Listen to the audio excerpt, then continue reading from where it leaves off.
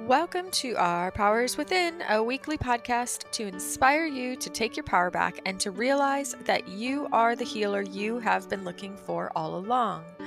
We are capable of healing in mind, in body, and soul, and I am your host, Chasmith. Today's episode is sponsored by Autoimmune Resolution, a 6-month program to help you break the cycle of fear and stop symptoms in their tracks with the power of GNM. To learn more about the founder of Autoimmune Resolution, check out episode 76 with Catherine Hausch and visit autoimmuneresolution.com to learn more. All right. So for the next 4 weeks of December, I've decided to revisit an old challenge series that we did over a year ago now. I thought, what better way to end the year and enter into the new year than with a little extra self-love? Amidst the holiday madness, let's see if over the next 4 weeks we can still make sure to tune into our needs and show up for ourselves in a creative, loving way through the 5 love languages. For my longtime listeners, this won't be new to you, but you will get to practice again. And you are probably like experts by now, right?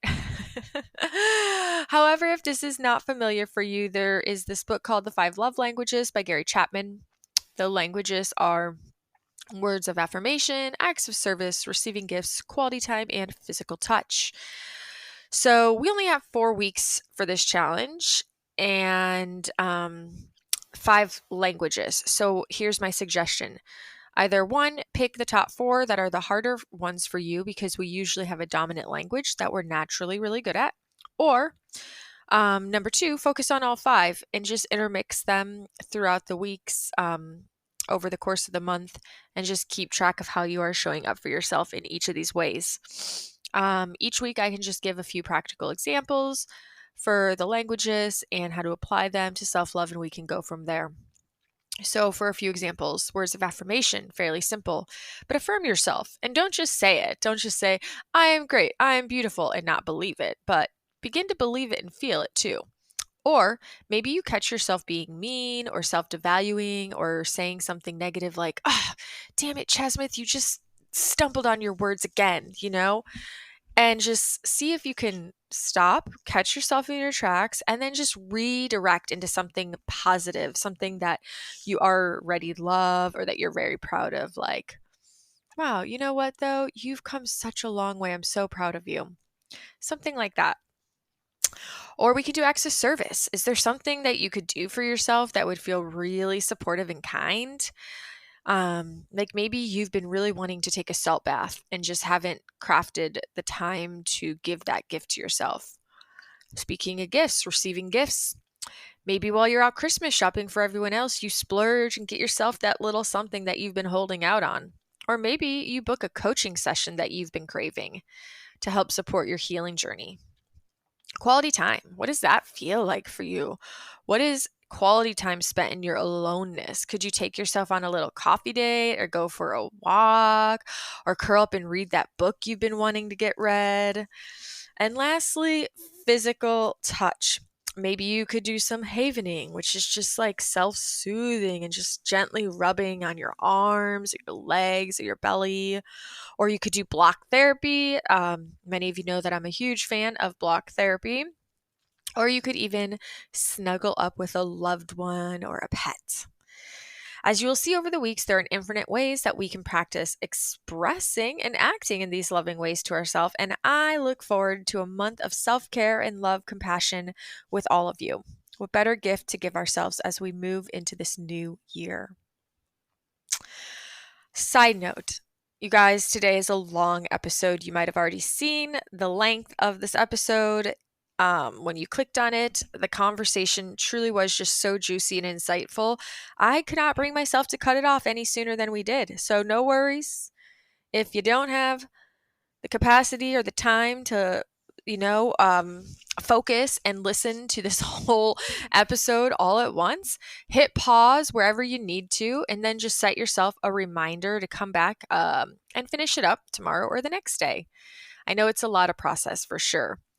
Our guest today is Lishui Springford. She is a GNM practitioner amongst many other things, and she has been really immersed in the paradigm understanding of our bodies, the language of the symptoms in GNM for a very long time. And she is so knowledgeable and insightful um, around this body of knowledge. And we get to have this really fun conversation where we talk about how to take our power back in our own healing experience, utilizing this body of knowledge. She really helps me to navigate through some of the disempowered feelings that I've been having lately, and has provided me some examples and simple ways to reframe and approach things differently in my healing. This chat is so informative and so much fun. I do want to preface that we do not get deep into the details of the 5 biological laws of GNM here. So if that is something that intrigues you and you want to understand more of this episode, go back into one of my earlier GNM episodes if you want to dive into that, or check it out on like a YouTube video. But I do feel that it flows very well for someone who is new to the idea of GNM. Lishui, thank you so much for being here with me today to talk about a really fun subject, Germanic healing knowledge, sometimes known as German New Medicine. That's right. Yeah. So I know we have a lot of really fun stuff to talk about today. I'm really excited for this chat. I would love, though, to first start out with just kind of getting an understanding for where you were first introduced to GHK. And then just maybe some ways that this understanding of the symptoms in our body and our biology has supported you and your personal well-being. All right. Thanks for asking, because it's my favorite topic. I was having some health issues in the late 90s. They started in the late 90s, and I am a scientist. That's my background. And what I was doing was I was doing environmental cleanup work. I started having all these health issues, but I also felt like maybe I was just being a hypochondriac. I kept going into the walk-in clinic or the emergency room. I think my kidneys are failing. I got this pain here. And the more I read, the more freaked out I got. But I started to narrow it down. Like, what exactly is wrong? Like, I feel like something is wrong with me. What is it? And I kind of came to this realization. The problem is I feel like something's wrong. I am suffering anxiety. And any little blip in my body at all is sending me through the roof. It's just freaking me out. And I slowly worked it all out that I was really, really stressed out. And I knew why I was stressed out. I was stressed out at my job. My job was a job from hell at that time. And I started putting it together that somehow the feelings I was having, the stressful situations I was in, were somehow connecting to my body feelings. And it was all happening through my mind somehow. And so I got onto this notion that I had to meditate. I had to meditate, be mindful. I had this book called Wherever You Go, There You Are. I was doing all these things, but it was so empirical, meaning I was stumbling on these conclusions by myself. I was discovering these solutions through experimenting. And slowly I started to make the connections between experiences that I was having, feelings that I was having about those experiences, and then how my body was feeling later on. And I was looking for the answers in all the woo woo, because that's where the answers were at that time. Louise Hay and energy healing, and I was just going to anybody who would talk about the mind body connection. But always there was this little leap of faith. In 2002, I read an article in an Alive magazine, one of those magazines you get at the health food store, one of those free ones. And it talked about something called, at that time, the new medicine. And it was 5 biological laws discovered by a doctor in Germany named Dr. Reike Gert Hammer. And and suddenly I had my scientific proof. He had found actual physical, biological evidence in thousands of cases that yes, the stress in the experience leads to the cancer in the body. And then it turns out that that was true for every symptom in the body. And it's because your psyche says, hey, I need to do something about this. And your brain says, okay. And your brain tells your body to make a change. And it validated what I had been figuring out accidentally in a state of sheer desperation. But I had been figuring it out accidentally for about 5 years. I then started studying it formally. My teacher was Ilse-Dora Laker in the 2000s. I started studying it formally because I needed to actually connect. How does this stress cause this symptom? Or more often, way more often, why do I have this particular symptom and what can I do about it? What do I have to resolve so that this symptom will get better? And that's where the technical training for GNM comes in. But I developed a whole bunch of new problems in the process. Like new symptoms? I developed new life problems because suddenly I was psychic. Right? So I'd be out with my community and in the, like, maybe in some group setting, maybe at a church community event, or maybe even with coworkers. I would be out among people, and people love to chit chat about their health symptoms. And suddenly I knew I'm in this situation and people are sympathizing with each other and so on. And suddenly I realized that guy has a problem with his sexuality and possibly cheating on his wife. And that woman over there is really, really feeling megalomaniacally competitive. And this person over here has been sexually rejected. And like, people were telling me their deep, dark secrets.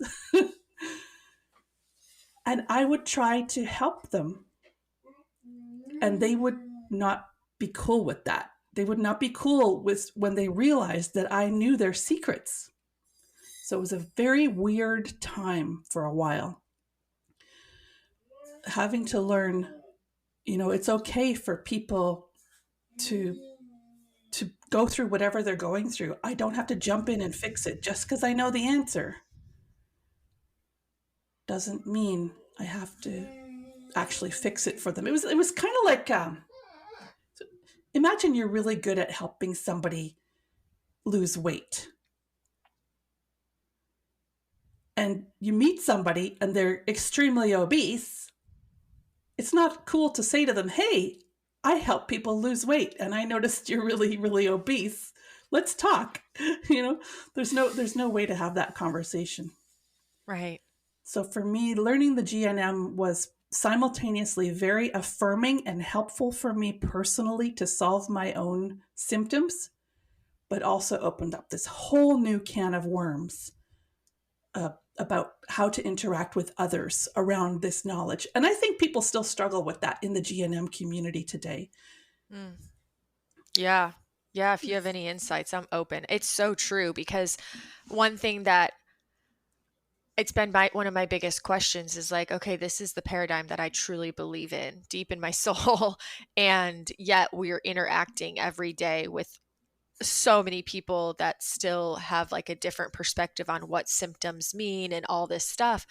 And I find myself often just, for simplicity, just communicating with them in their language, to just keep it simple, to not have there be conflict. But even though it doesn't, it's like, does it make sense to me? I just communicate that way because I wouldn't make sense to them.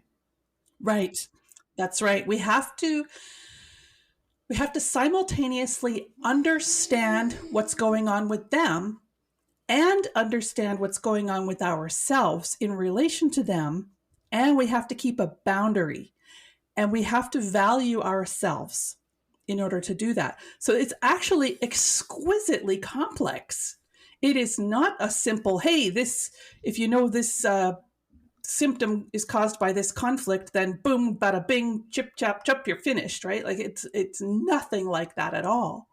It's Right. this whole complex of realization about what the human psyche, brain, and body really are up to, and it's quite beautiful, but it's not a plug and play kind of a knowledge. It's not. No. No, it's definitely deep. Yeah. Lots of layers to learn and understand. And the medical paradigm that we've all come from tries to make it that simple. It's deterministic.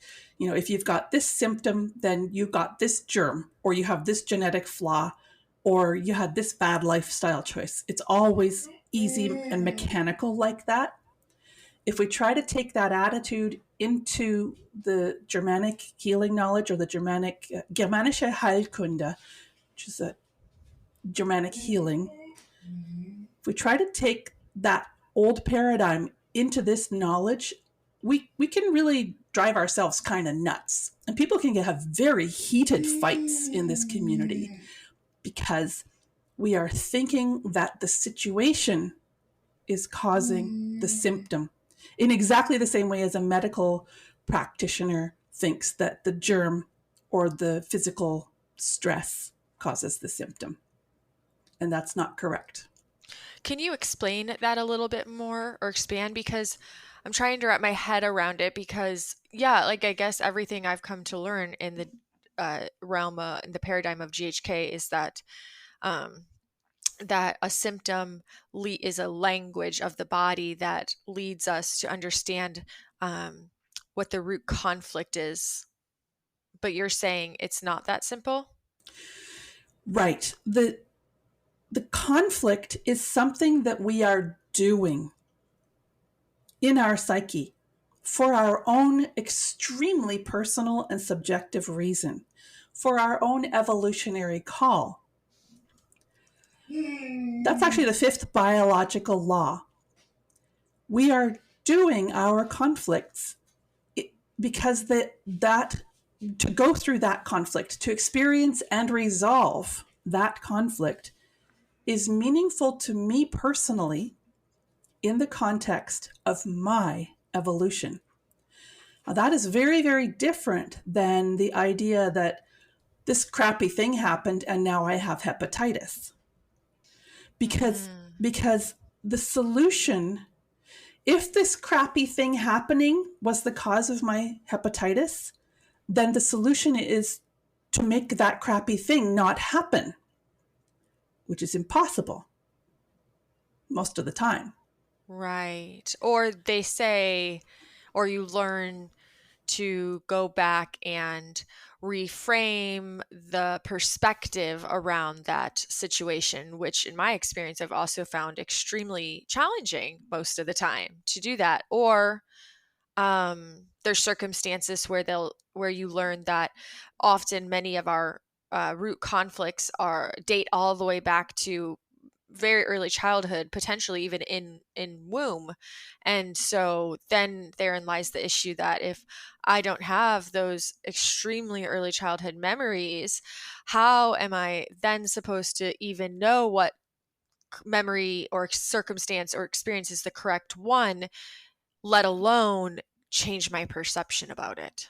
Exactly. It's far, far beyond what a human mind is capable of. Correct. So, but yet in my experience, this is often how we're being taught to utilize this body of knowledge. Exactly.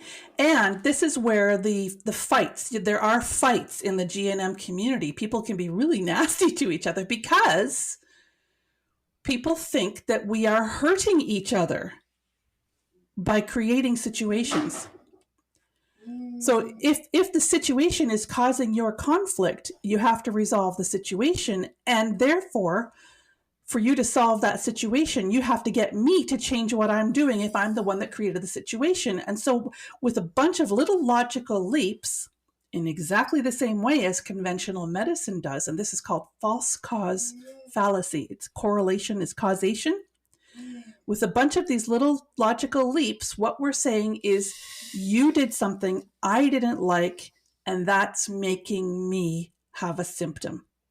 And that is completely wrong, very, very helpless. And it's even actually childish. It's what a helpless child does. It's failing to take responsibility for the whole thing. And it's what gets us into so much trouble, especially at the mental health level. People are kind of driving themselves crazy. I mean, it feels crazy when you're trying to work through all this stuff and you're needing other people to change in order for you to feel safe and secure and supported. And it's just it's impossible because it's logically incorrect. Okay, so I see what you're saying with that because yes, I can't expect everybody and everything around me to be the way I want it to be to fit my idea of what's perfect for me in order to not be triggered and end up in like a conflict state. But that's why I think there's also like the school of thought, like we were just mentioning, to then it's my responsibility to shift my perceptions around things. But then we already also mentioned that that's not just so easy as, snapping a finger. It can be very complicating. And especially if you've had like a perception ingrained from very early on.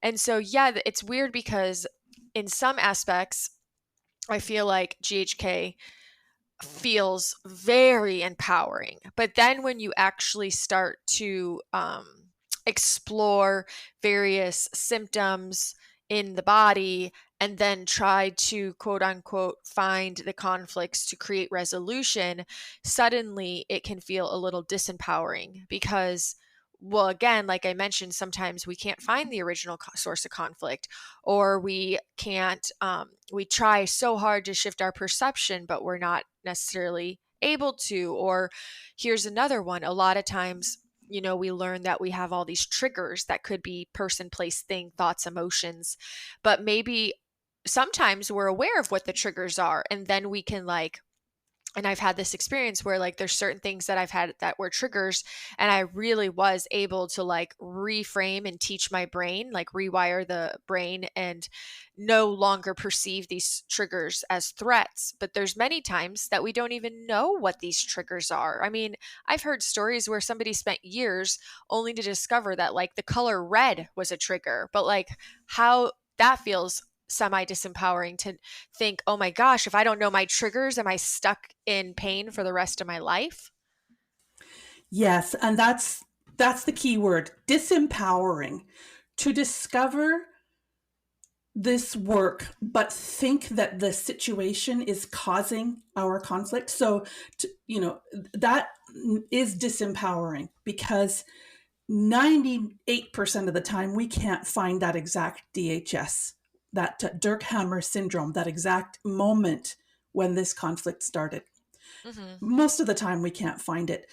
Often we can we can find the gist of it, we can find the general sense of it, but that exact moment. Now, by definition, these biological programs, these special biological programs, are happening in the psyche, which is not conscious. Right. So by Right. definition, we might not even we're not even aware that we're feeling that way in that moment. So we're left with looking for an actual event in objective history as the cause, and it's never been the cause. The cause is always in the psyche. The second problem you mentioned, which is the second solution that we try to do using this sort of deterministic outside in approach, which we're inheriting it from normal health care. So it's totally understandable that we're seeing it this way. But the second idea of shifting our perception of that situation is equally difficult, because what's going on is we're trying to lie to ourselves and trick our subconscious or unconscious mind, our psyche. Hey, this situation that I think is terrible, it's all right. That's what we're trying to do when we shift our perception about something. Mm-hmm. Again, not easy to do, often fails, usually fails. And when it fails, that is a new self-devaluation. That's also disempowering. And then, like you said, the tracks and the triggers. We have to now somehow be aware of a multitude of potential situations that are going to hurt us, just like that original one that we can't find, and that situation that we haven't successfully shifted our perception around yet. So it's a real mess. And the reason is we are barking up entirely the wrong tree. A conflict is something you are doing with your psyche. So in your mind, you are feeling this is not okay. And so you are resisting it. You are resisting it psychologically. You are pushing it out of your consciousness, and your brain and your body are helping you to do that via a tissue change. And that's what a conflict, that's what a special biological program is. I do not like this reality. And so I am going to change my body so that this reality is more tolerable to me. Mm. And I want to reiterate, because I know you've already said it, but for everybody listening, I want to just reiterate this because I don't think it can be said enough, because I've seen so many people's pushback around this. And that is, when you are referring to psyche, you are absolutely referring to the subconscious activity playing out. It is not a conscious thought. It is not in my consciousness, I don't like that and I'm going to resist it. So very often it's like our conscious mind can be like, I mean, I know this happens a lot. Like, say a brand new symptom comes up and I do look it up and go, oh, that has to do with this, and I'm like, but I don't feel that way. Well, I didn't feel resistant. Well, I don't feel like there's anything I need, you're sitting there like trying to look into your conscious mind and be like, oh, where do I feel separated? Where do I not feel separated? Where's my self-devaluation? And while sometimes things are in our consciousness, more often than not, they're actually playing in the background and we're not even aware of it. Yes, Right? exactly. Right. Yeah, Yeah. And so when you introduce this to, like, say, somebody new, they're obviously then going to be defensive because they're going to be like, well, I don't feel that way. Well, that's not true. And it's like, well, it's not like in our conscious. You might not be aware of it because it's actually something that's happening under the surface. exactly. Your conscious mind is words. It's in your cerebral cortex mostly.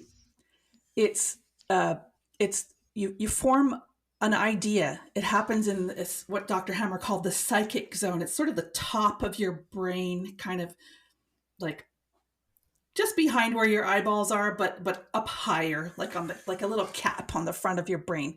And there's a lot of activity that happens there, and it's not actually connected to any body parts. Mm-hmm. It's so he called it the psychic zone. So what'll happen is an idea, and we see this with brain scan, like when they not CAT scans, but when people are monitoring brain activity and trying to figure out how the brain works and stuff, they'll see they'll see a thought just arise in this part of the mind. That's what happens next. So now that is the transference of the thought from the unconscious or the from God or somewhere, maybe from the non-physical altogether. And it arises, boom, it originates, it comes into being, boom. Then the brain gets busy with it. And this is what conscious thought starts there. And then it shoots to the back of your brain, to your visual cortex. There you turn it into a picture. Then it comes around the left side of your cerebral cortex to what's called the Wernicke's area, which is part of your auditory cortex. It's really, really complicated, but it's nothing compared to the psyche. We haven't even got there yet. It comes around to your Wernicke's area where you turn it into a sound. The pictures turn into a sound, and then it moves forward a couple inches into your Broca's area where you turn it into a word shape with your mouth and your breathing. And then it has to come up to your motor cortex to actually turn into words that you speak. But that's what's going on when you're thinking consciously. You are making pictures and words in your mind. Your psyche, none of that. Psyche's all feelings. I feel scared. I feel scared that this. I feel angry. I feel resistant. I feel separation. I feel attack. I feel trapped. I can't move. Fight, flight, freeze. All these kinds of, it's just pure feeling with no pictures or words attached to it. So when we try to tell ourselves stuff, the psyche, not only does the psyche not hear the words, the psyche will hear the feelings behind the words. So if we're telling ourselves something that we don't actually believe, it makes it worse. Yeah, like you're like almost lying to yourself. Yes. It kind of has a lot to do with when you hear about why generally affirmations don't work when you're trying to affirm something that at a deep level you really don't believe. Like if you say, I'm going to make $1 million, but you aren't at a place where you can even at a deep level grasp making, $100,000, it just feels like a lie. Like you're just kind of slimy and sleazy and lying to yourself. That's right. You have to feel good as you say those words to yourself. You have to feel okay. It has to feel like true, good, helpful words for your survival. And this is the key to resolution. The key to resolution is I have to find this situation not only not threatening, but has been of benefit to me in some way. That's the real solution. When you say I have to find this situation, are you referring to the like symptom or discomfort in your body that you're feeling? Are you referring to like the original conflict? Like what does that mean? Yeah, so both, because and this is the real problem of how our misunderstanding of the psyche and how conflicts work actually makes us sicker, is that we then have conflict about our symptoms, especially healing phase symptoms, which 90% or 80% of symptoms are healing phase symptoms. Then we get all upset that we're having a healing phase symptom, giving ourselves a new conflict about our healing phase, which keeps us really stuck. So what we need to do is we need to change our perception of the situation that we're upset about in the first place. And that's not something we can do with our conscious mind. We can't just tell ourselves words and lies, because our psyche will say, hey, you're lying to me. And it will get even more upset about that situation. Secondly, we have to shift our understanding about our symptoms themselves. So both. And when I say shift our perception and shift our understanding, I'm meaning we need to we need to not tell ourselves, but we need to actually feel differently about that situation. Right. Okay, so I'm just going to go through a few things here. This is generally what does happen. In my experience, this is what happened prior to learning about GNM, GHK, which I think is why I found it so empowering initially, right? Is I, like most people, naturally, growing up, being taught one paradigm through the medical lens, I learned all of my symptoms were a problem. I was quote unquote sick. It was a dis-ease.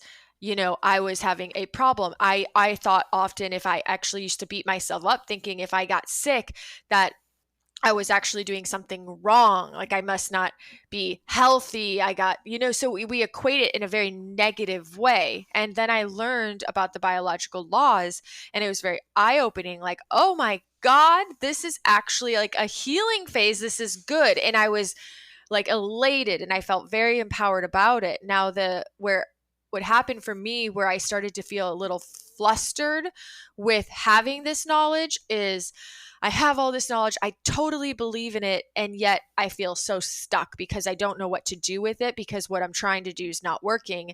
And one area that I encountered that was especially with tracks and triggers, because if I knew, and say it again, an unknown trigger in my life, like, okay, there's obviously something triggering me and reactivating where I'm getting these on, off healing phases, but I don't know what it is. So then I found it really hard to celebrate or feel good about the symptom as a healing phase when I was going through it over and over and over, because then it felt more frustrating and disempowering, because I didn't know what the trigger was to resolve the trigger, to resolve the on and off of the healing phases reoccurring, if that makes any sense. Yeah, it does. And this is an example of the over complexity that occurs when we are not coming through the psyche with our solutions. Mm-hmm. So the idea of a track and a trigger, the track is something in our psyche.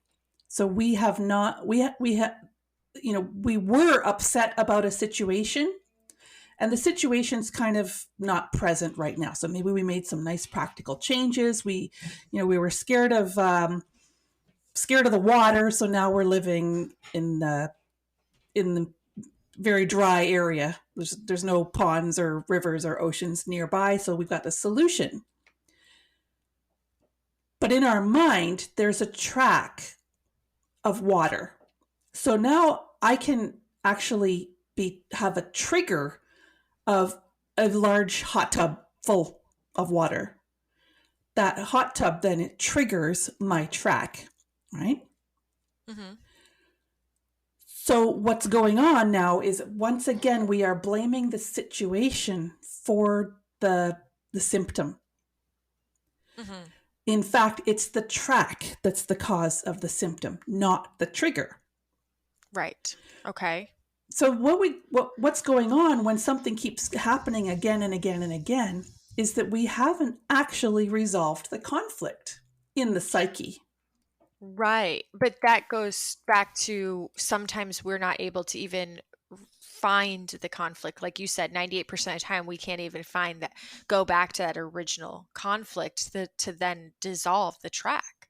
Yeah, that's the So hard then, part. So right. So then see, that still feels really disempowering and frustrating. So then how do we move beyond that and still take this beautiful paradigm and understanding of our biology and find, create, and craft healing within our bodies if we aren't able to tap into some of these aspects? the solution lies in the way that Dr. Hammer originally discovered the 5 biological laws. He had a symptom, he had feelings, and there had been an event, the Dirk Hammer event, and he knew there was a connection. But that's all he knew, and that's all that mattered. What I'm talking about here is, instead of finding the exact moment, and instead of doing a whole anatomical training, as Dr. Hammer would say, memorizing the phone book, instead of all of that, instead of thinking our way through this, what we can do is we can know, all right, I am feeling this way about this thing. Now, here's an example from my experience. I started having really super awful itchy hands. I was coming out of a movie theater, and they itched like it was deep hives in the palms of my hands. I'd never had hives before. I had no idea what this was. I was like, something bad touched my hands. And we're leaving the theater, and I'm thinking, oh my gosh, what happened in the theater? And then it happened again the next time I went to a movie. And my naturopath told me, oh, make sure you go to the early show. You are very, very sensitive and you are being triggered by the pesticides that they spray between movies because they don't have time to clean up properly. And they're not supposed to do it, but clearly they've used too strong of a solution. And this has, because of your extra sensitivity, because you're special, you are being triggered by the pesticides. And even the word pesticide just freaked me out at that time. So after that, I couldn't go to the early, I could only go to the early showing of a movie if I went to the theater at all, because lo and behold, I started getting that symptom after the early show too. So I'm trying to adjust my situation so I can avoid these triggers. Right. I didn't know about the GNM yet. I just knew I had some kind of an allergy to the movies. Now, after I did find out about GNM, I still didn't quite have I still couldn't figure out what it was. Was it the popcorn bag, the feel of it? Was it the something about the chairs? Had I seen a movie that somehow made my hands hurt, and every movie after that was a track just because it was a movie? It was just, there's so many possibilities and I couldn't sort it out. And I gave up. I just gave up. I gave up going to movies. I gave up trying to figure out why I would get sore hands as I came out of the theater. One week I had sore hands twice.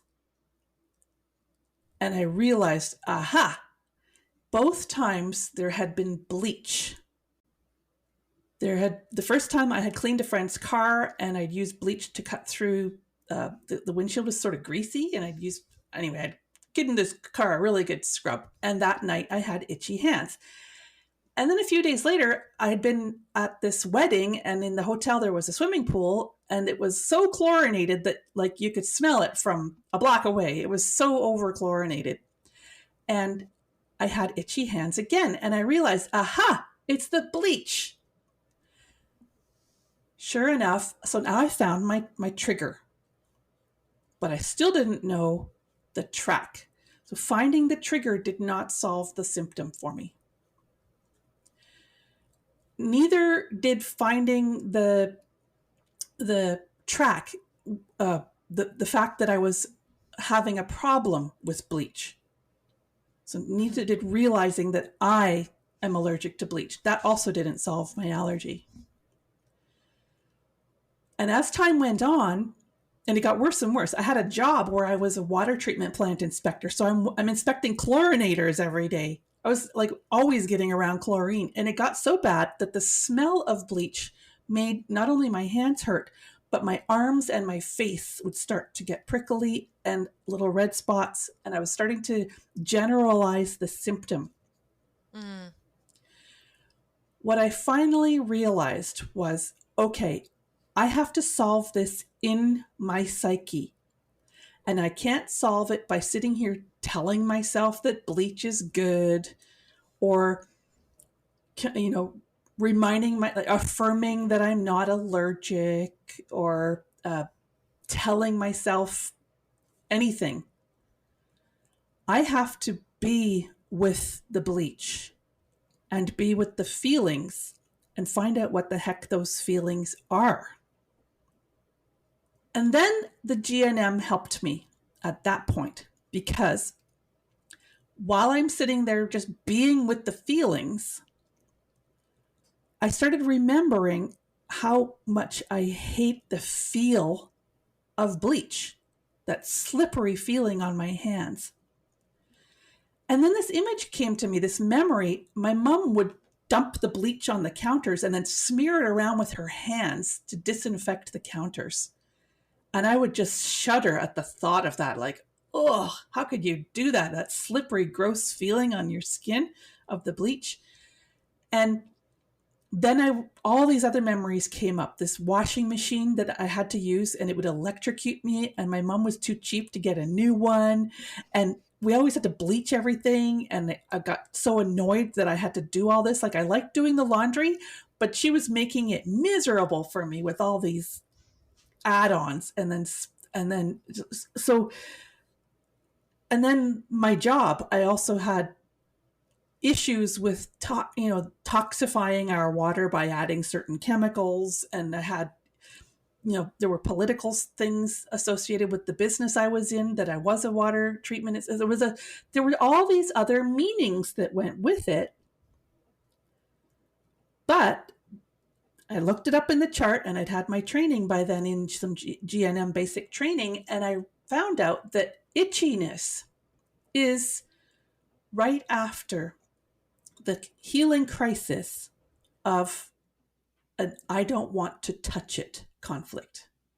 I was like, well, duh. And so I would, when the opportunity came up, somebody be doing laundry. I was at my mother-in-law's house, and she's doing laundry, and she just loved to use the bleach. And I would sit there and I would say, okay, come on, symptom, come on. And I would try to consciously make it happen. Nope, doesn't work. In order to make that symptom happen, I would have to worry. I would have to have those feelings and that resentment. And she's going to make me do this and that. And she's trying to impose something on me. I would have to bring all of those feelings in to make the symptom happen. So if I sat there consciously, all right, come on, feelings. Come on, here's the bleach. I can smell it. It's going on. Somebody's doing bleach things. It wouldn't happen. Mm-hmm. I literally can't, I can pour bleach all over myself and I will not have a reaction. But not so long ago, I was putting together a new bed, and there was some kind of grease on the rail parts that was like factory bearing lubrication or something. I don't know what it was. Anyway, I got it on my hands and it wouldn't wipe off easily. Guess what I got? I got hives on my hands. Because I was unconsciously reminded again of that, hey, you're making me do something I don't want to do. You're making me touch something I don't like the touch of. And I am not okay with this. Get away from me. Get it away from me. So there's all these feelings that went with it, way beyond that simple slipperiness. The minute it would come to consciousness, oh yeah, that was that grease. I touched that grease. I did not like the touch of that. And I was annoyed at that they did that to me. I paid a lot of money for this bed and I'm putting it together and I get this nasty, like, how dare they? That kind of a feeling went with it. As soon as, within probably 2 minutes, the symptom is gone. Then I go and I put the bed back, finish putting the bed back together. Oh yeah, I got some of that on there. Okay, wipe. No, it's fine. Nothing happens. Just like that. So the game is to be with the feelings as they're occurring. Instead of your conscious cerebral cortex trying to tell your psyche what for, you use your big, beautiful cerebrum to listen to the psyche of what's actually happening, to be supportive to it, that it's trying to do something. Now, my psyche was trying to protect me from all of that stuff associated with the laundry and being electrocuted and my mother and her germophobia. My psyche was trying to protect me from all of that. So it was saying, hey, look at these horrible hives on your hands. Focus on that. Deal with that. That'll keep you out of the laundry room. It was trying to help me. And that's what every symptom's trying to do, including healing face symptoms. Okay, so my follow-up questions to this are, well, one, it still feels complicating because in that example, you were still able to kind of connect to some really early experiences pertaining to the trigger. So you were able to, one, discover the trigger, and two, connect some dots to like some early childhood experiences. And then you were able to lean into the feelings. So I wonder what happens for somebody who isn't able to connect to those early experiences, or again, still doesn't know what the actual trigger is. Then how do they lean into the feeling? And part two to my question is, how do they know what feeling they're trying to feel if we don't like look at the anatomy and then find the corresponding trigger, or sorry, conflict? Does that make sense? Yes. Okay. Yeah. So the thing is, I never found the exact DHS. I discovered, yeah, I got a problem with bleach.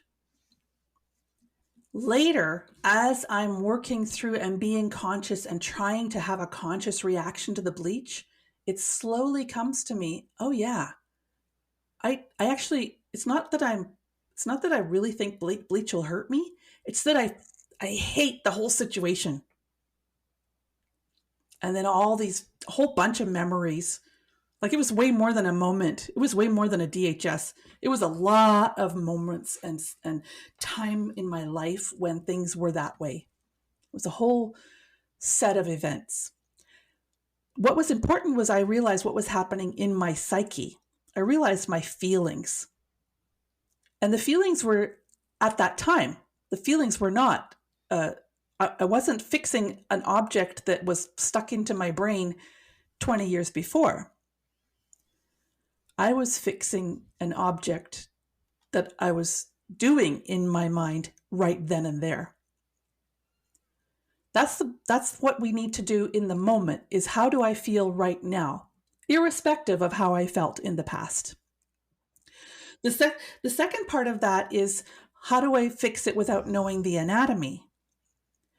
And that's where GNM learning and looking things up really, really helps us, where we can say, my left knee hurts and I'm right-handed. Okay, so according to this GNM chart here, I have a performance issue in relation to my mother?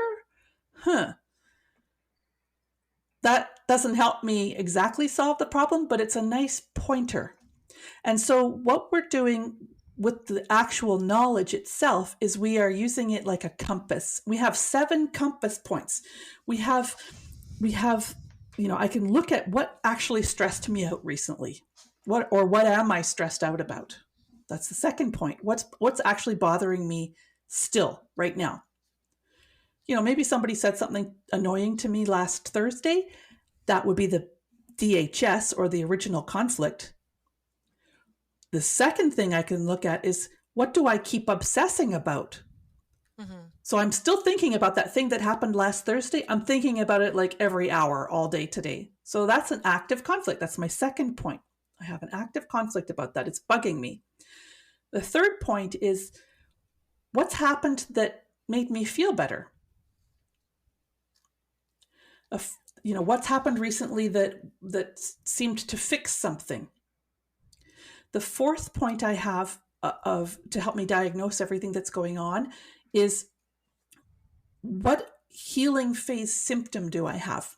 So in what way am I needing to feel better?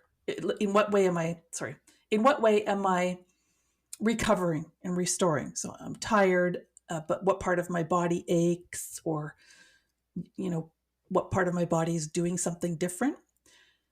Then we have another information point, which is the crisis. So a sneeze is a crisis, a healing crisis or an epicrisis. In this case, it's a crisis, healing crisis, to do with something smelling. So that means I had a problem with the smell, and now I don't anymore. Then we have the second part of the healing phase, which has its own symptoms usually. And that's the exudative phase. So that's going to be the runny, gooey, swelly, like it's going to be the part of the healing phase where the stuff is pressed out of the body. Often we don't even realize we have a cold until we have a bunch of sneezes, which is the crisis, and then we have a runny nose and everything's all goopy and yucky. That's actually the second part of the healing phase. So we went through all the previous stuff without even knowing we were running a program. And finally, this is kind of an esoteric point, but the seventh way that we can use the GNM and orient ourselves, or not even need the GNM if we understand the 5 biological laws in a more intuitive, instinctual way, we can just see how have I evolved? In what way has this situation helped me to be better or stronger or more capable or more compassionate or more myself, have better boundaries? In what way am I improved by this whole scenario? None of those has to do with finding the initial DHS. None Right. of those has to do with even finding the tracks and triggers, really, and none of them has much to do with anatomy. If we just simply don't know, we can literally just ask ourselves, what am I feeling? Am I feeling like this is healing, or am I feeling like this is an active conflict? And if it is an active conflict, am I having an active conflict about not trusting my biology? Or am I having an active conflict about some situation in my life that I don't care for? It can get so complicated. We can have dozens of conflicts going on at the same time. We can have dozens of programs running because of one DHS. Right. So this is so we're really making it so complicated if we try to be very, very technical about finding these exact moments and precise anatomical details. That does help. But the magic happens when the psyche becomes okay. When the psyche has taken something that we didn't like or couldn't handle and is now able to deal with that, no problem. So remember, the special biological program is an emergency response. When the response has been fulfilled, there is no need for the emergency anymore. And that everything, we are a new person. We have adapted. We've adapted biologically, we've adapted in our brain, so in our nervous system, and we have adapted in our psyche. And that's really the key to all of this. And we're not changing the situation at all. We are changing ourselves in relation to that situation. So ultimately, and I believe this is the quintessence or the fifth biological law, ultimately, we are using situations and events in life to make ourselves better in our own eyes. And the next person beside us in the exact same situation couldn't care less because they don't want to be better in that particular way. They're not evolutionarily called in that direction. And that's why one person gets sick and the other doesn't. We even have cases of conjoined twins sharing a blood system, certainly sharing the same situation, and one can be very, very ill and the other can be perfectly fine.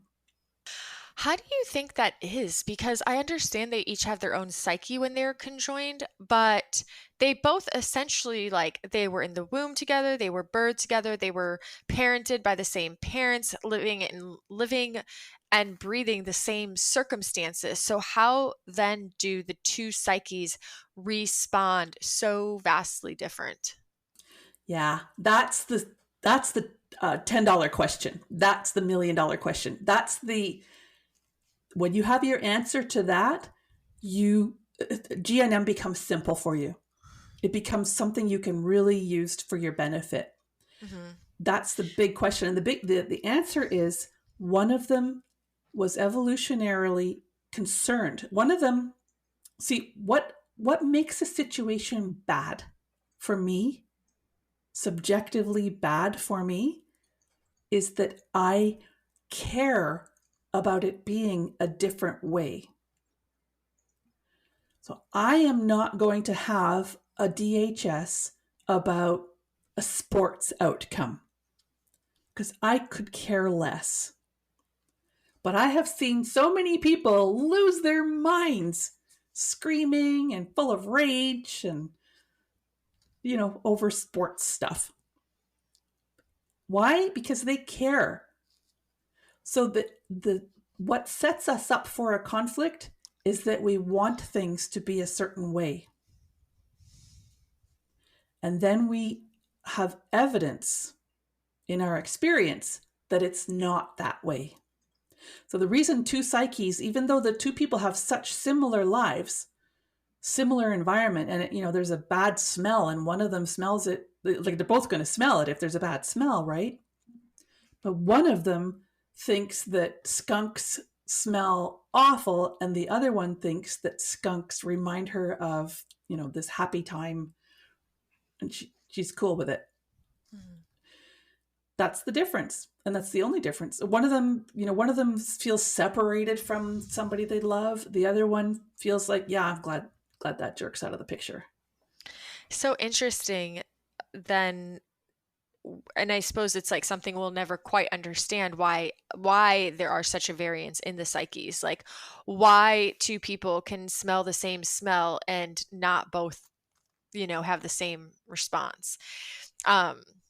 Because I was thinking, like I had already mentioned, when I used to get sick, I used to really self-devalue big time. I had such a negative perception about what it meant to get sick. I thought it meant I wasn't taking care of my immune system and I wasn't being healthy enough and I wasn't doing all the right things like eating well enough, or I must have not gotten the right amount of exercise, or, I would beat myself up for all the things I probably did wrong to get quote unquote sick.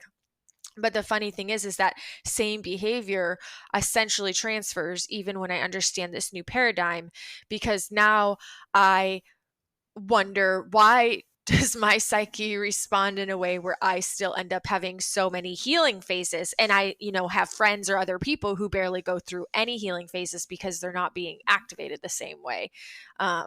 So it's interesting then to explore how to shift that perception around, just because I have more healing phases doesn't make me a worse person or something wrong with me or my psyche.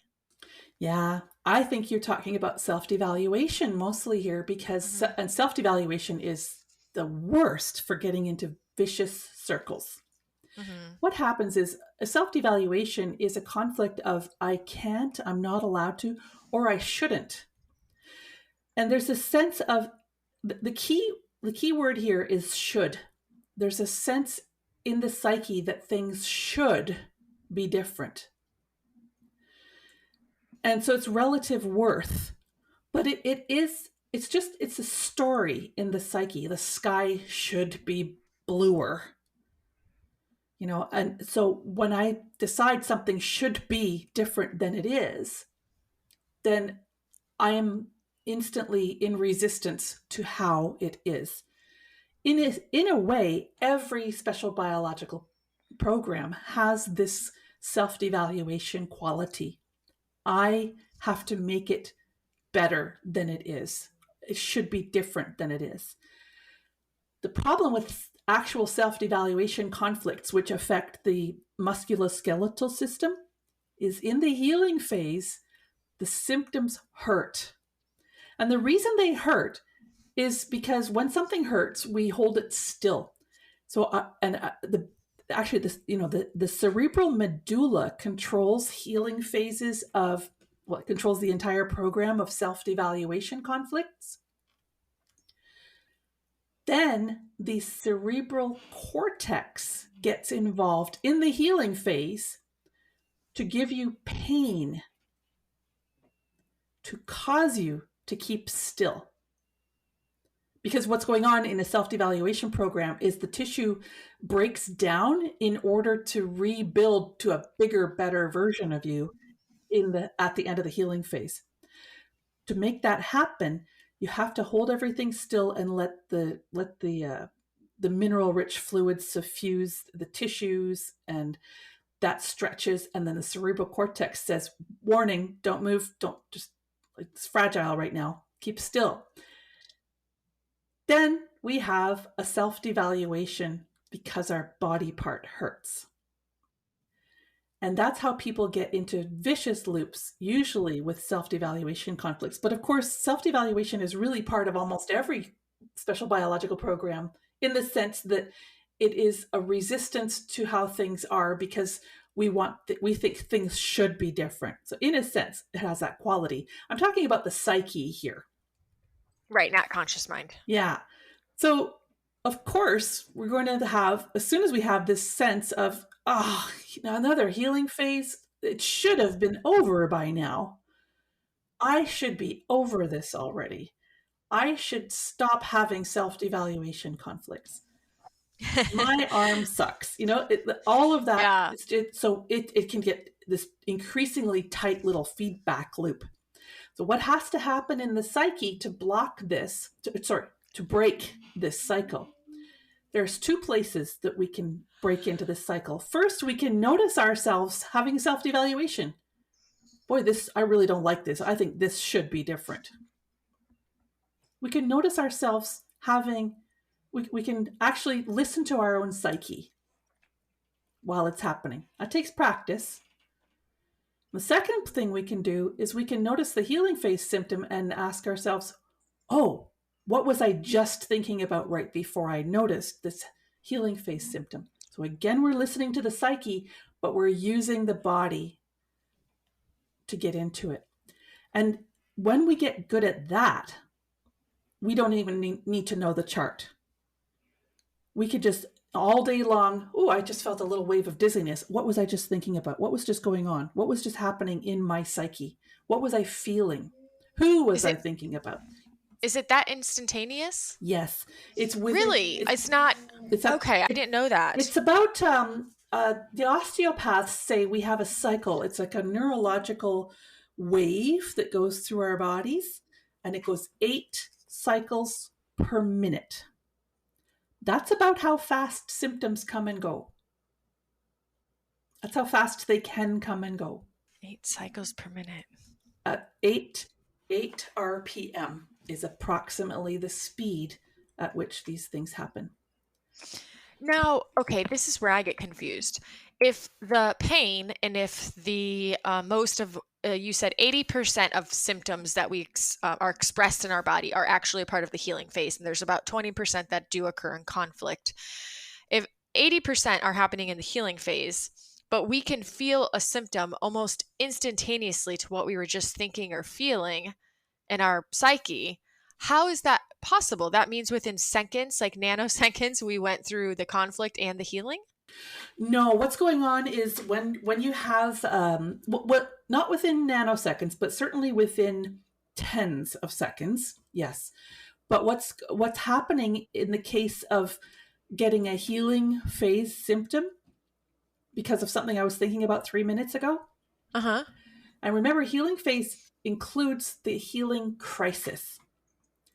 This is where understanding tracks and triggers comes in very handy, because what's happened is that the situation that I was upset about is no more. Like, my mother's not actually hovering over me with the bottle of bleach, yelling at me or something like that.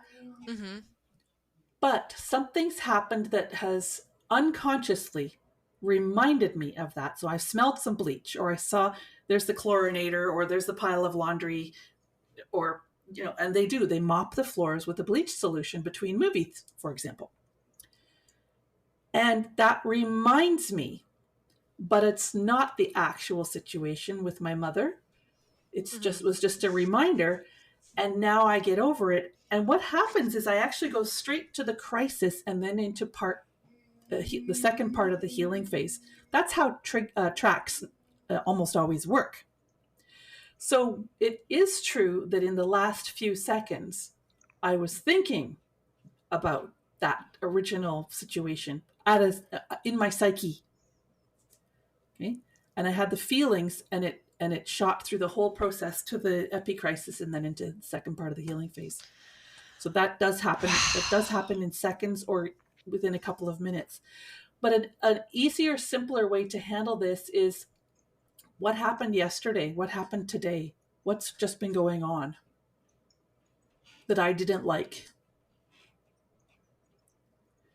That's enough to get you going in the right direction. Right. And it's so interesting because sometimes so many of us can be so out, like so disconnected and so out of touch, like to even know. Like I've had days, like I can admit this, that I all of a sudden have like a symptom and I thought I was like higher than life, like everything is great. And I'm like, no, there's no reason. Like I'm great. Like everything is good. I feel amazing. There can't, but like it's just those moments I'm not connecting to that deeper feeling or thought or experience.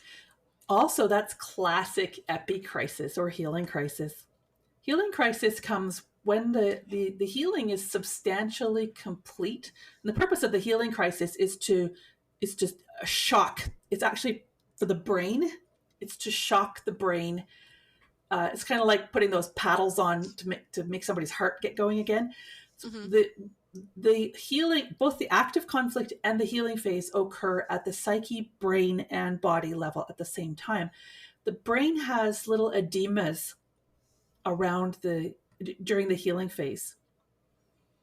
And when the healing is substantially finished, when there's been enough healing that we can start going back to normal now, the crisis shocks the system back out of the healing phase. It's a little jolt, it's a little boost to make things return to normal, the normal day-night rhythm, because the active conflict was an exaggerated daytime phase, but metabolic phase, and the healing phase is an exaggerated nighttime metabolic phase, and we need to get back to normal again.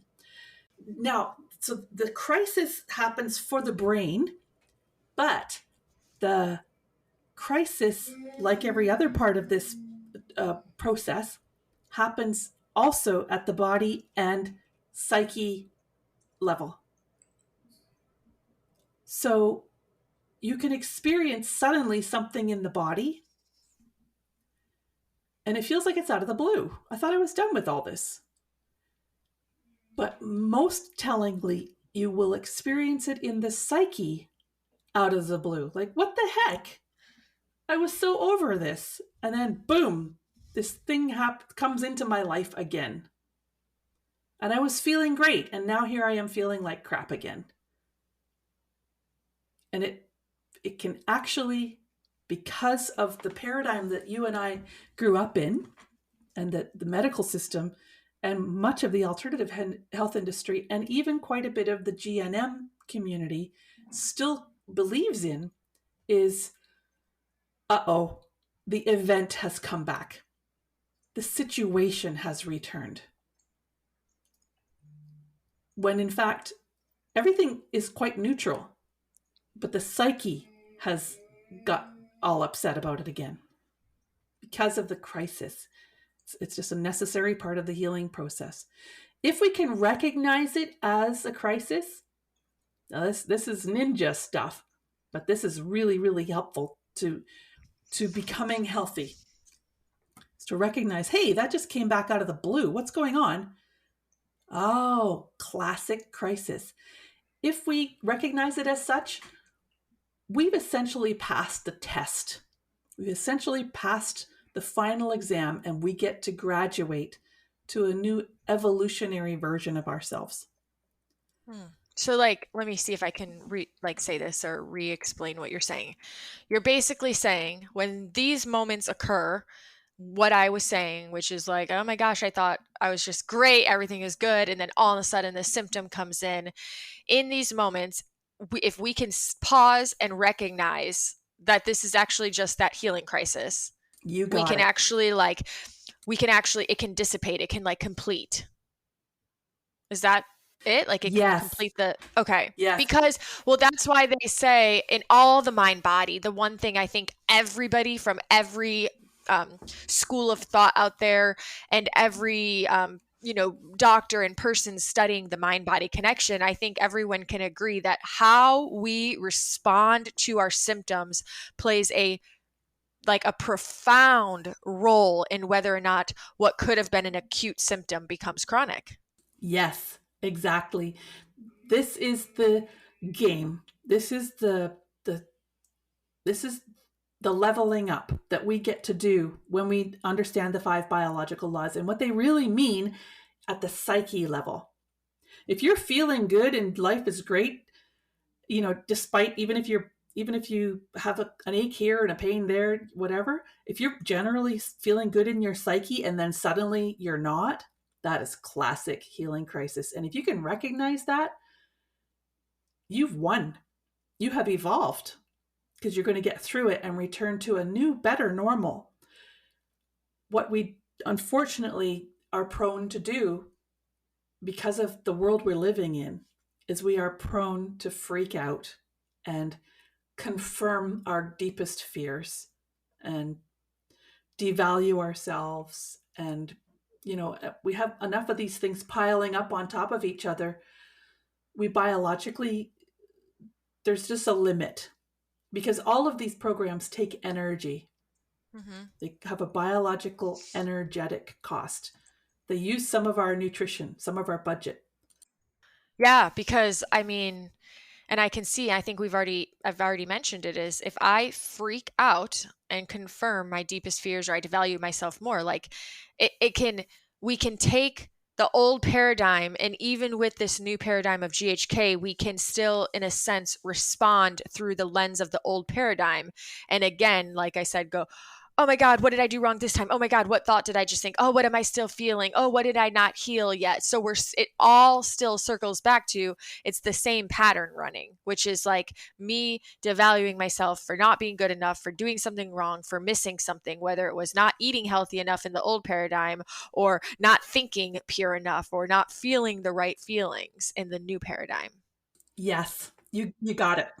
Yeah, and then we become afraid of our emotions no differently than we might become afraid of a pesticide, or afraid of a gluten or something like that. We become afraid of then these thoughts or feelings. So it's like, now I'm not only afraid of people, places, and things in my psyche. It's like, now I'm also reaffirming fear of other things, because that might be initially in the conscious, but it's, if you like really believe, especially in your conscious, that something's worthy of being afraid of, that's probably going to seep into the psyche as well. Exactly. Right, because that's what you said, we reach the psyche through like the feeling. So if I'm like consciously feeling very fearful, like that drops down. Exactly. Mm. And I quit smoking, and I did it the way that every addict would love it to actually go, where that need just completely left me. Mm. And the way I did it, I didn't figure out the DH. I mean, I tried all the things.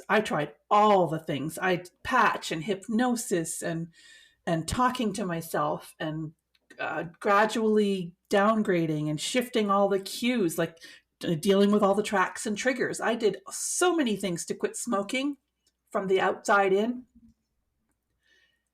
I never did find the DHS that got me addicted or whatever. I know how I felt when I started smoking. I wanted to be cool like the other kids, but you know, understanding that didn't cause me to not want my cigarettes anymore. What I did was I reached a point where I admitted two things. One, I don't want to quit. Quitting sucks. What I want is to just not smoke anymore. And the second thing I admitted was, I am getting a benefit from smoking. Mm. I'm doing it for a reason.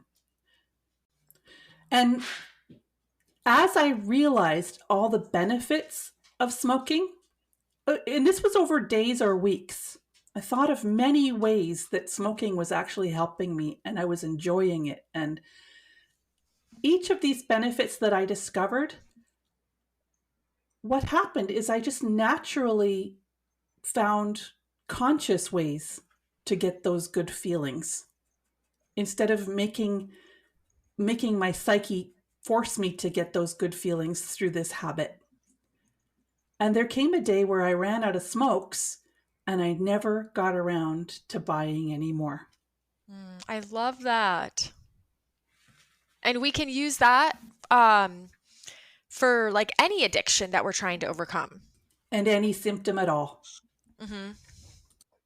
Oh, even symptoms. Yes, because every special So, biological program is you trying to have a better life in some way, to have a better experience in some way.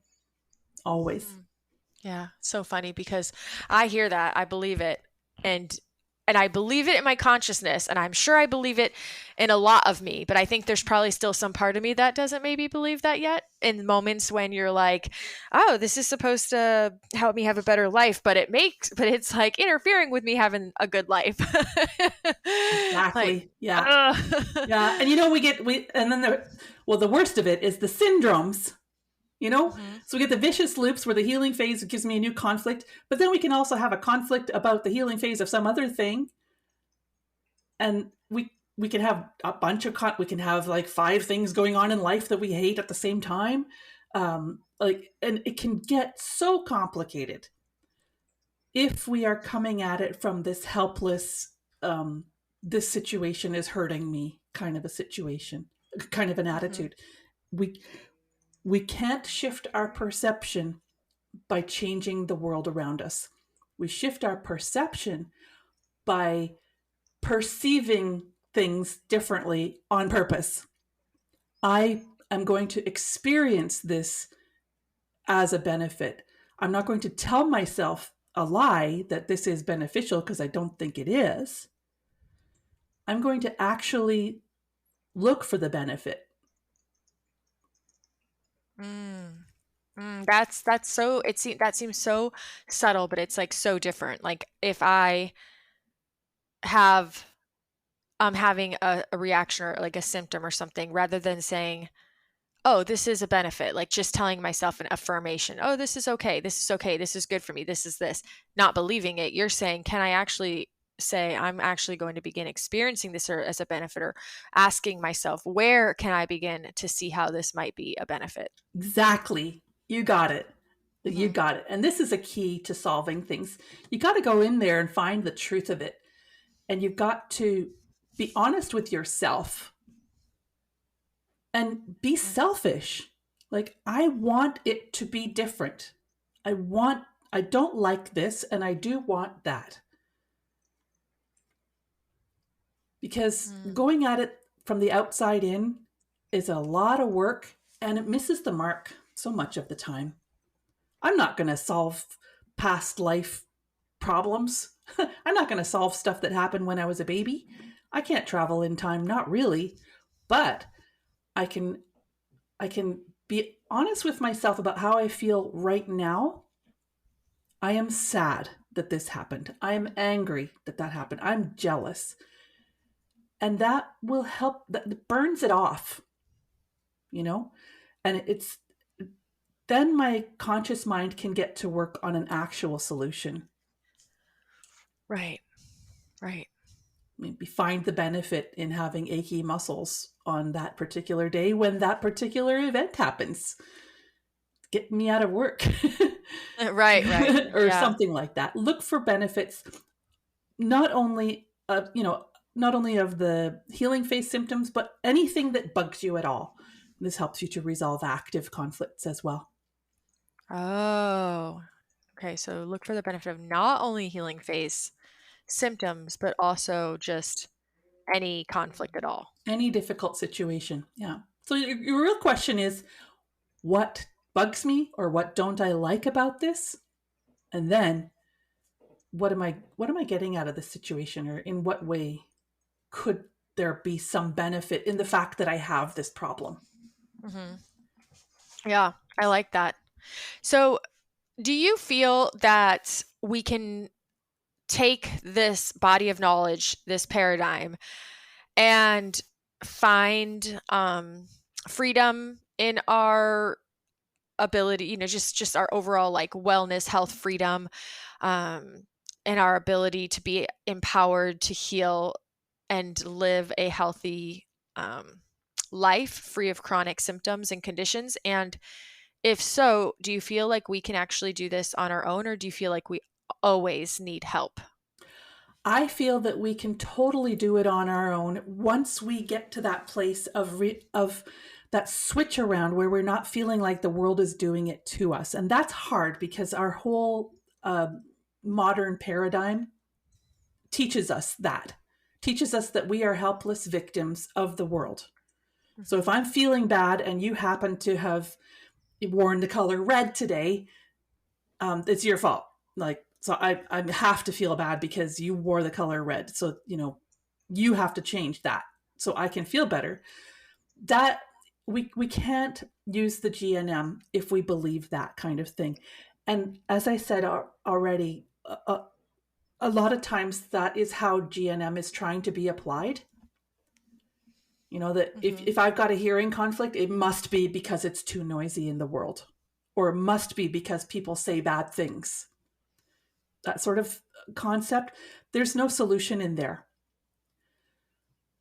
Right. Having said all that, animals and wild people who have not grown up with this paradigm, they understand this stuff intuitively.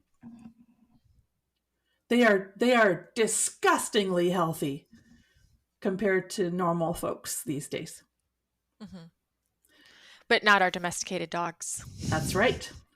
That's because they're like feeding off of our energy. Exactly. They're mirroring our energy. That's right. There's a really good book called Your Dog is Your Mirror. I'm reading it right now. There you go. That's the one. That's going to teach you everything you need to know about GNM as well. It's so fascinating because he actually gives you probably are familiar. He gives an example in there about this dog that was very aggressive towards getting groomed, and then they used to have to put him under anesthesia. And then when they brought him to the author to train the dog, he was doing really well and responding successfully with his owner. And then they brought the groomer, and when he saw the groomer, he went into a seizure, and it was instant for me. I was like, oh my God, this guy is explaining GHK, GNM right now, but he's not understanding it or interpreting it that way. But the dog had a seizure because it was like, it was from him having a motor conflict, because in the past he was having a reaction, but he was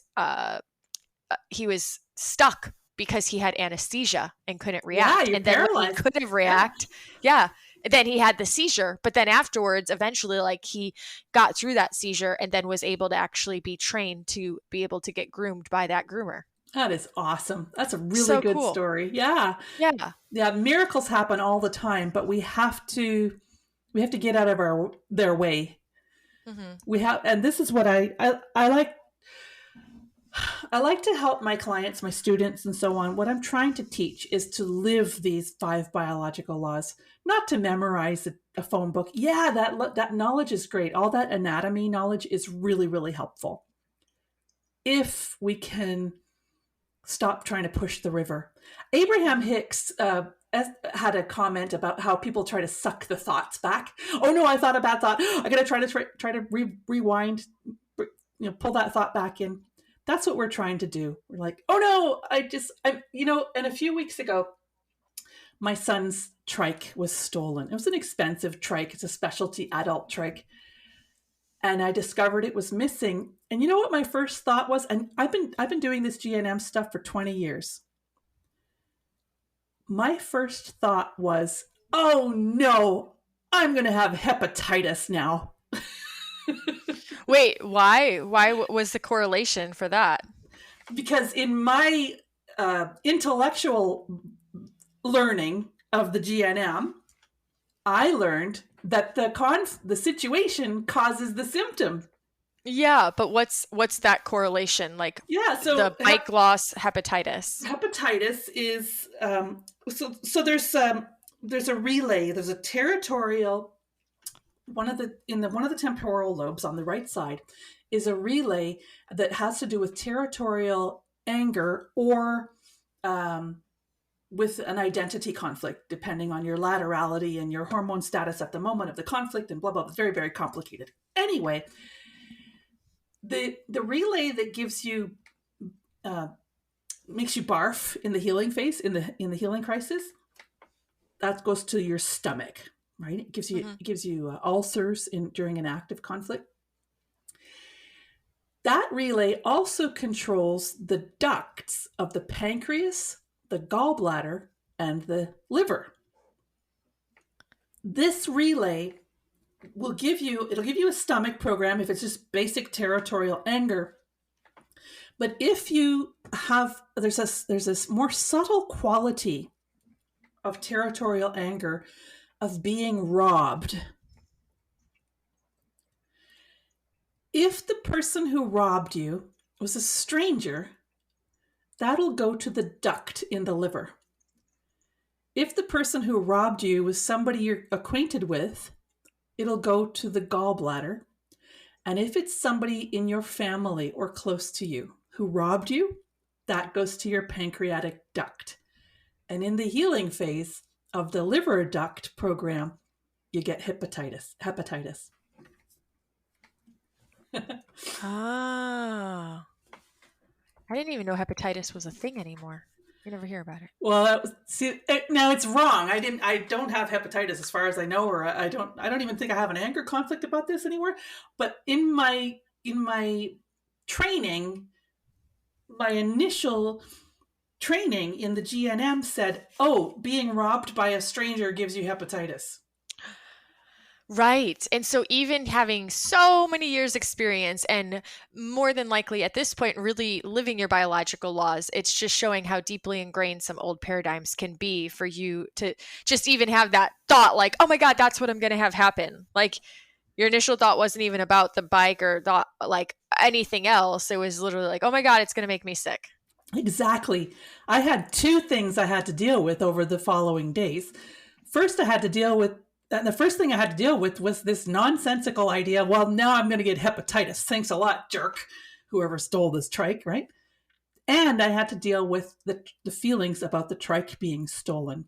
And it turns out dealing with the feelings about the trike being stolen was a lot easier.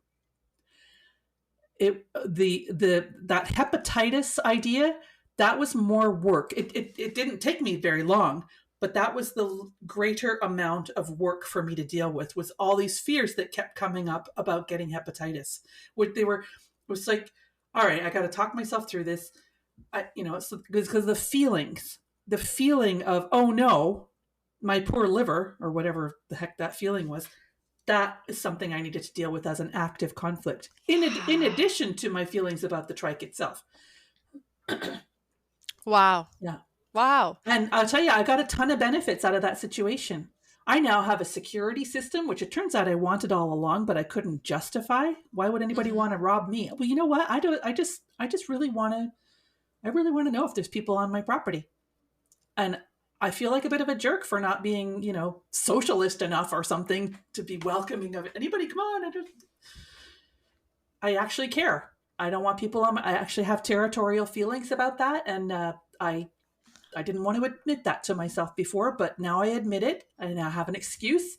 And I have all these security cameras, which I'm enjoying because I'm spying on raccoons, and the puppy has been coming over. We discovered that my neighbor's puppy's been coming to visit, and like, I wanted a security system. Yeah. And there's other and you didn't know that until that happened. Yeah. Like that's what really helped you affirm that. That's so cool. Yeah, there's tons more benefits too. Like I now have a sense of I'm pretty sure I saw the trike in a neighbor's shed. And that explains who the klepto is in the neighborhood, because there's been a klepto in the neighborhood that a lot of people have had a problem with. And I'm pretty sure I know who it is now. And a whole bunch of other stuff made sense. Because there's so many things that came out of this. And now I just have a better understanding of the neighborhood. And it doesn't matter how precisely, objectively accurate all of this is. What matters is my feelings about it. Mm-hmm. And I am a happier person as a result of going through all of this than I was before it happened. That's so cool. Yeah. I wouldn't have asked for it to happen, but sure, that's how it is with every conflict, in theory, as long as we actually do the work and overcome it and evolve from it. Yeah, that makes sense. I'm glad that you pointed out the thing about it being real, that sometimes we can have a conflict about the fear of having a symptom from having a conflict, because that's definitely a real thing, I'd swear it's a majority of it for sometimes, sometimes we can, I can get so worried whenever I do get actually sick. I go into an existence conflict. It's like being sick is a track for me. Like it's a trigger for my track into an existence conflict. It used to, but here's the good thing. It used to be a trigger for my track into a panic attack. Hmm. And I'm real glad I don't have that anymore. I hate panic attacks with a vengeance. So, so before, when you were getting sick, your psyche was responding with fear or powerlessness, and now when you get sick, you have a, it's more about like, is it a worry that you're gonna die? Yeah, the existence conflict is a feeling of I am totally alone and unsupported. And again, like so many other programs, the existence conflict is really part of every conflict Mm. because every conflict has it has three properties to make it a special biological program, to make it a proper emergency. First, it has to catch you off guard, like you really weren't expecting it, so you have to react. And that's what that's what an emergency program is. It's a reaction. Second, it has to be something that really could threaten you in some way, or at least you believe it, in your psyche, it feels like a threat. But third, it has to be isolating. That's actually the existence conflict, is this sense of I am alone with this. It's the world against me. And that existence conflict is a sense of being unsupported by life. Mm. And there can be incidents in our lives that make us really feel unsupported. We can really feel like, holy crap, I'm in big trouble. If I can't pay my rent, I'm going to be homeless. Da da da da. That's an existence conflict. What is a healing phase of an existence conflict? Or I know that it's not always as easy as just connecting the anatomy, but what would you experience as a result of entering into an existence conflict when you go into healing? If you have the right bacteria in your body, which are the tuberculosis mycobacteria, you will have night sweats and very cloudy urine. And whether you have those bacteria or not, you will have a very big pee phase, which comes after the healing crisis, meaning you will pee a lot. You can lose a bunch of weight quickly, but not in a bad, I've had a terrible conflict, I'm so stressed out, I haven't eaten in 3 weeks kind of a way. Mm-hmm. I peed like 8 times yesterday and it was a lot of pee, and I got back to bed and I had to go pee again, and again it was a whole bunch of pee. That's what the healing phase. Oh, so it's a good chance if somebody like just sometimes has like nights where they're literally getting up like 3, 4, 5 times the night peeing, and then they're like, how could I be peeing like this many times? That could be an indicator that they may have been in an existence conflict prior. Exactly, and they've Interesting. resolved it. Yeah, Hmm. Interesting. and Interesting. they can lose a bunch of water weight overnight. Yeah, But that's not necessarily correct, right? Like they're not going to necessarily look in the mirror and think they're so much skinnier. right. Yeah, depends how they held their Oh, water. Um, right. if we're holding water in our fat cells, which fat cells are great places to hold water, and being overweight often, like usually, has the existence conflict tied up with it. Uh-huh. But so we can hold our water in the just in one organ. We can have Ah. like really bulgy eyes, or Mm, yeah, or like our knee could swell up like a balloon or something like that. We can have, interesting. yeah. Wow, I could ask you so many follow-up questions to this, but I have to realize our time, and so I will have to save that for another time because I could just ask a lot of questions about this existence conflict. Um, There's so much to chat about when it comes to GNM. It's I a know wonderful it's set of discoveries. But you know what? It yes. always comes back to the same thing of having to break an existing belief from our culture Mhm. so that we can understand the new idea. Do you think you're right? And do you think, just this is going to be my only question about existence conflicts? Do you think that if somebody is having symptoms in their life that could be an indicator that they are going into and out of like existence, like a hanging healing from an existence conflict and being reactivated, can they resolve that permanently as well? I think so. Yeah. And that is gonna come to shifting at a psyche level, the You got it. perception that they're unsupported. That's the trick. Yeah. Mhm. What is being supported? I can have an existence conflict today because I want to finish something earlier. What was happening was initially I had an anxiety, which is a constellation, and getting sick would give me a feeling of a surprise attack. And that would give me a panic attack because Mm. it was the anxiety plus the surprise attack, fear from behind. Okay. Now, I don't suffer anxiety and surprise attack anymore. I've dealt with those tracks and the conflicts. I've processed that in my psyche, but getting sick can give me a new existence conflict when it happens, or it can be a track into an existence conflict I haven't totally dealt with before, or something like that. Mhm. Um, and the way I'm working on this when it happens is I'm realizing I am just as supported today with this little stomach ache as I was yesterday when I was feeling great. In fact, I'm more supported now because I am taking care of myself because I have a stomach ache. Right. And I'm looking for the benefits in the the existence conflict as itself, as well as the stomach ache. I have Right. to do the work, which I would never do willingly, but that awful feeling of the existential conflict Uh-huh. reminds me to do the work. Right. And okay, we're this could become a very complex situation or conversation, so we'll just keep it simple, but I just want your insight. This is making me think, holy crap. I can't even imagine, based on what you're explaining, how many people experienced existence conflicts for multiple reasons in 2020 and beyond. But like in multiple reasons, but let's just say just from the sheer fact that we had to isolate and be literally alone in maybe what was for some people the sickest days of their lives and not feel supported. You got it. And these existence conflicts, if I'm correct, can actually cause a more intense healing phase for other healing phases. Is that correct? Yes, Yeah. especially territorial fear in Hmm. the healing phase goes from bronchitis to severe pneumonia.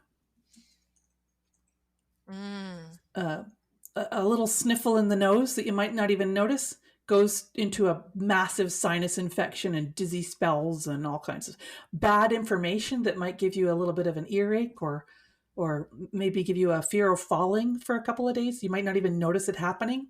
Maybe a touch of tinnitus or something, but not too much. It can turn into this raging, like vertigo, and right near those relays there's a heart relays, and like there's so many awful things that can develop when you add a severe existential slash isolation conflict onto pretty much any other program. Yeah, it's very, very harmful to isolate people. Wow. Very, very harmful. Yeah. I mean, that explains so much. So much. Because, I mean, I know just in general, based on the old paradigm, when we're sick in general, we can feel so unsupported because of the idea that things are contagious. People look at you when you're sick as like as though you're contagious, and then people don't want to be in the same level of close proximity to you. So you can definitely feel really alone. Yep. Yep. That we could go on and on with that, but this We is what sure I want could. to ask you. Because I also know that we could probably spend another hour explaining how we begin to craft and create and live a life that we are living through the biological laws. But rather than having you explain how we can begin to do that today, could you maybe just share with everyone listening how we could learn to do this? Like, where could we learn how to start living the biological laws? Well, of course, I'm always going to push my own program because I think it's the best, because I designed it for that purpose. And it's called the Immune Program.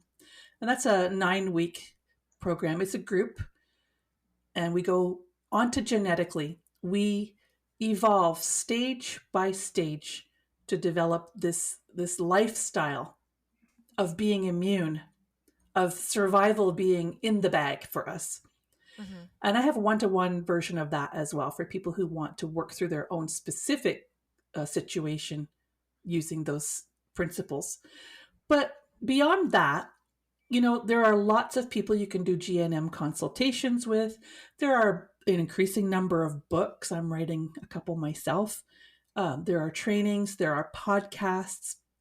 I have colleagues in the it's called GHK Global Group.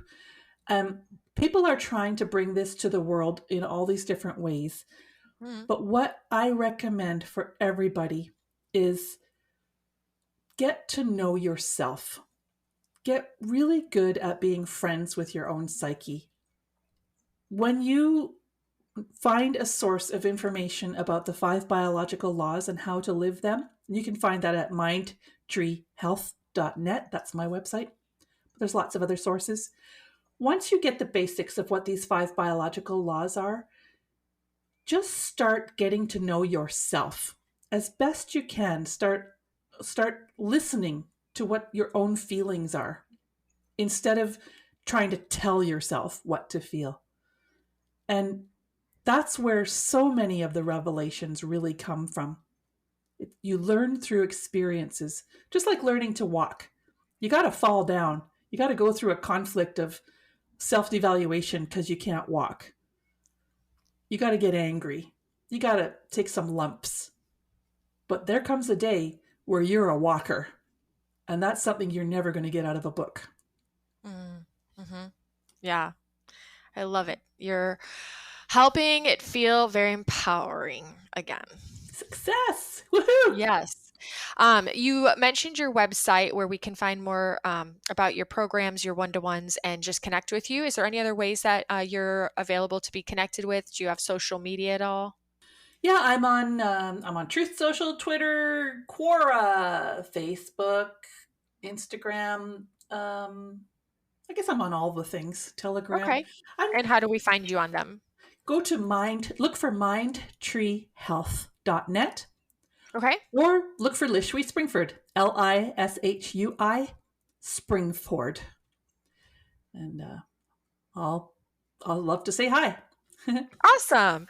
Um, I ask everybody one final question before we part with the podcast, and that is that if you were told that you could only share one message with the world for the rest of your life, what would you want your imparting message to be? There is unlimited freedom in self-responsibility. Absolutely. Absolutely. Thank you so much. I'm so excited. This went so much longer than most episodes are, but every once in a while I just have one. It's like, where do I stop? Where's the stopping point? This is all too good. And it was really fun today. I feel like you just provided a wealth of wonderful information and insight. And I love the examples and personal experiences you shared to help people really relate to the information. So thank you so much for being with me today and being willing to have this discussion. Thanks for having me, Jasmine, and it was a real pleasure and joy talking with you today. All right, that's a wrap. Did you guys learn something new today? I did. I learned a lot in this conversation. If you found value in this episode, please share it with other people so that they can also have the opportunity to learn new things and a new way of understanding their body and their symptoms. I really appreciate when people share this podcast with other people to help me spread the message of healing, hope, and possibility. And if you do feel called to support this podcast through monetary donation, there is a link in the show notes to a virtual tip jar. Lastly, I am looking for some guest speakers who want to share their recovery stories regarding healing from long COVID specifically. If you or someone you know has healed from long COVID, please send me an email and let's connect. In the meantime, have so much fun loving yourself creatively, and until next time, make this week great.